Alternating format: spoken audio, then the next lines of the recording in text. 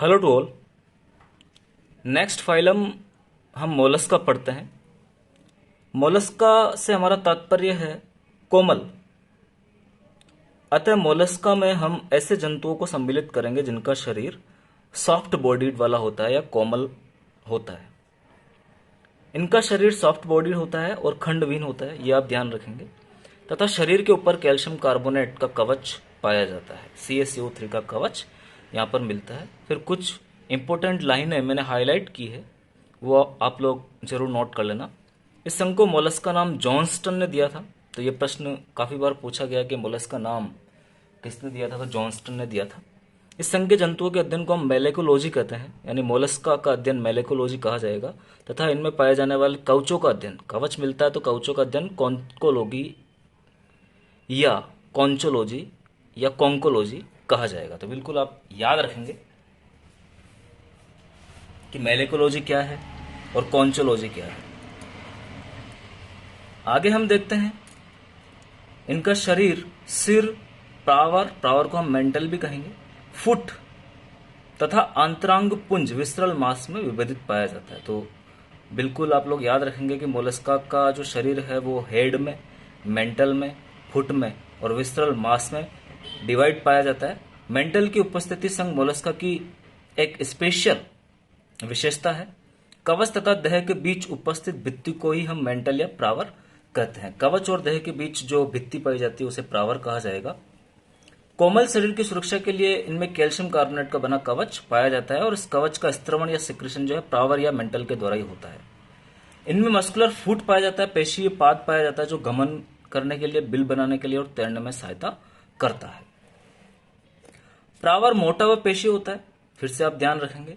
यह अंतरांग पुंज को घेरे रहता है। अंतरांग पुंज तथा प्रावर के बीच प्रावर गुहा पाई जाती है, दोनों के बीच एक कैविटी मिलती है और इस कैविटी में ही, इस प्रावर गुहा में या मेंटल कैविटी में ही गिल पाए जाते हैं। तो ये भी आप याद रखेंगे।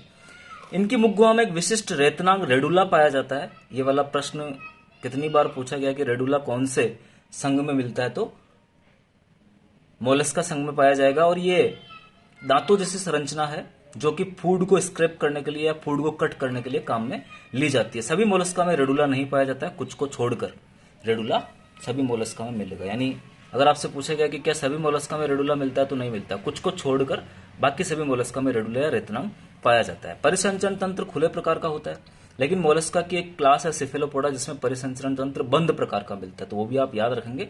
मुख्य रूप से यहाँ पे परिसंचरण तंत्र खुले प्रकार का होता है। इनमें पृष्ठ की तरफ हृदय पाया जाता है, हार्ट पाया जाता है जो हृदयावरण से गिरा रहता है।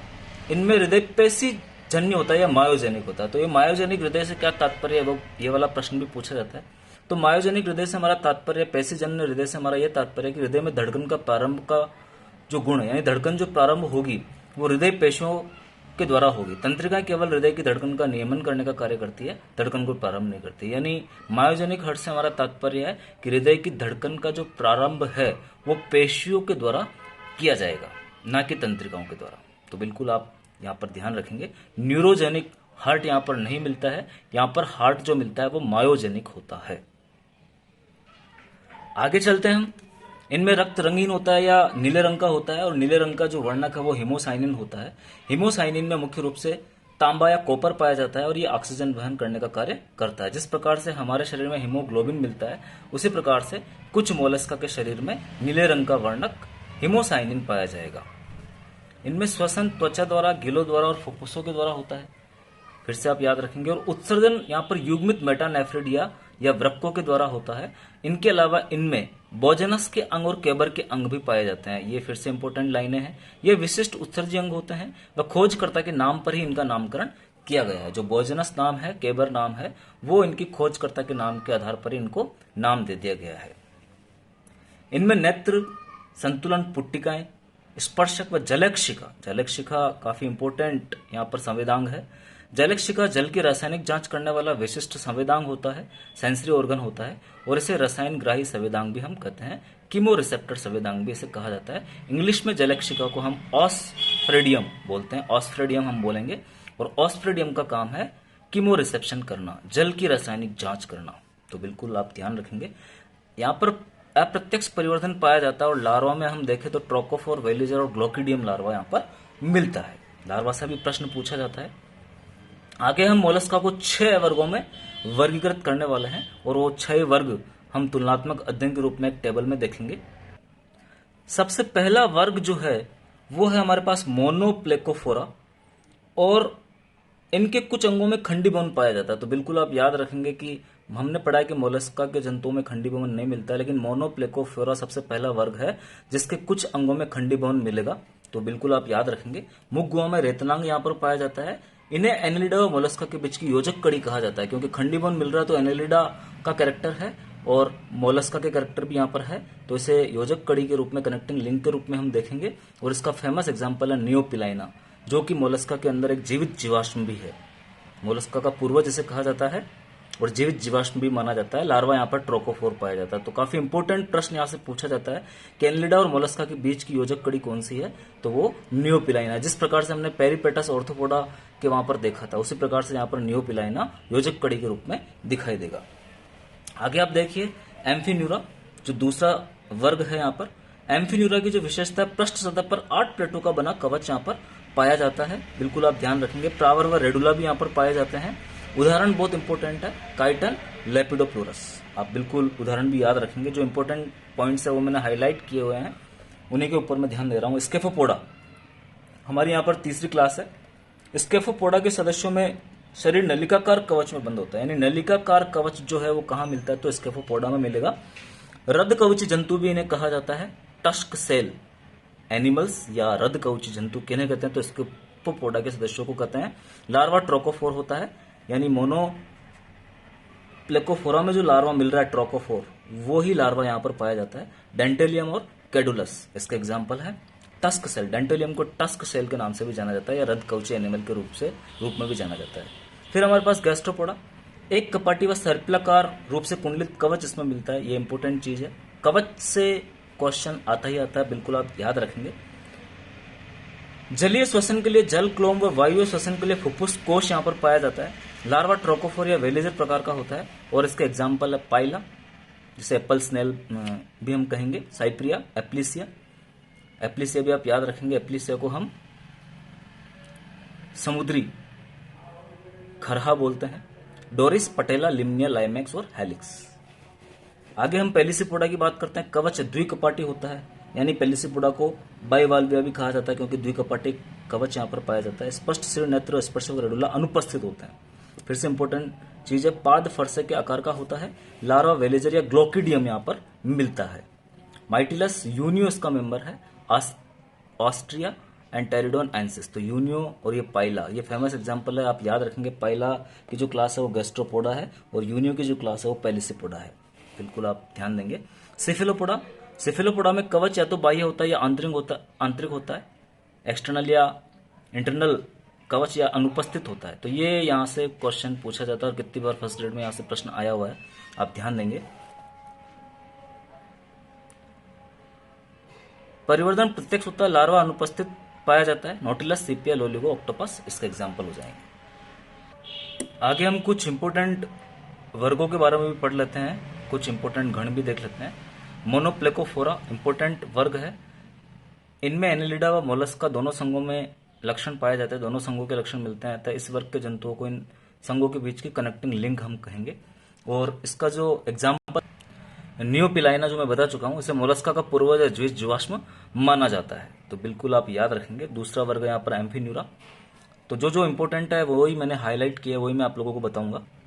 आगे आप गैस्ट्रोपोडा देखेंगे। गैस्ट्रोपोडा का एक उपवर्ग है प्रोजोब्रैंकिया, और प्रोजोब्रैंकिया में तंत्रिका तंत्र 8 के अक्षर की तरह होता है, तो ये आपको याद रखना। और प्रोजोब्रैंकिया उपवर्ग का एक गण है मेसोगैस्ट्रोपोडा या पैक्टिनी ब्रैंकिया।